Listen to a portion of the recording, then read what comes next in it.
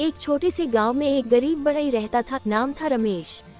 उसका घर मिट्टी का बना था। छत से बारिश टपकती थी, लेकिन दिल बहुत बड़ा था।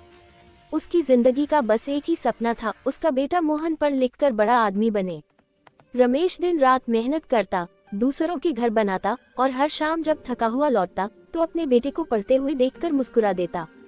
समय बीतता गया। मोहन ने मेहनत से पढ़ाई पूरी की और शहर चला गया। वहाँ उसे एक बड़ी कंपनी में नौकरी मिल गई। रमेश की आंखों में गर्व था, लेकिन मोहन के दिल में अब शहर की चकाचौंध घर की सादगी पर भारी पड़ने लगी। धीरे धीरे उसने गांव से बात करना कम कर दिया। रमेश हर हफ्ते चिट्ठी लिखता, पर जवाब कभी नहीं आता। एक दिन रमेश ने अपने पुराने हाथों से एक छोटा सा लकड़ी का बक्सा बनाया। बक्से पर उसने अपने बेटे का नाम उकेरा, मोहन। उसने चिट्ठी में लिखा, ग्रेटर देन बेटा, अगर वक्त मिले तो एक बार आ जाना, तेरे लिए एक तोहफा बनाया है। मोहन ने चिट्ठी पढ़ी, लेकिन व्यस्त जिंदगी में उसने सोचा अब गांव जाकर क्या करूंगा, वहां तो बस पुरानी यादें हैं। और उसने वह चिट्ठी मेज पर रख दी। वो तोहफा कभी लेने नहीं गया। कुछ महीनों बाद गांव से एक फोन आया, रमेश अब इस दुनिया में नहीं रहा।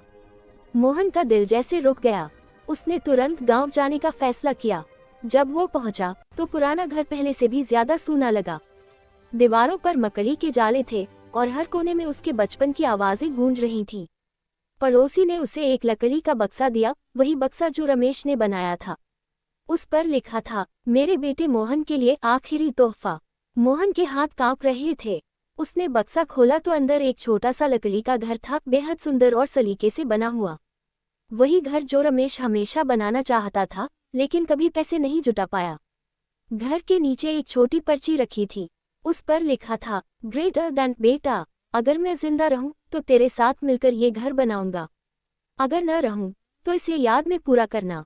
यही मेरा सपना है और अब ये तेरी जिम्मेदारी है। मोहन की आंखों से आंसू झरने लगे। उसे एहसास हुआ कि शहर की दौलत ने उसे क्या से क्या बना दिया था। वो उस बाप का बेटा था जिसने अपने सपनों को अपने बेटे की खुशी में बेच दिया था।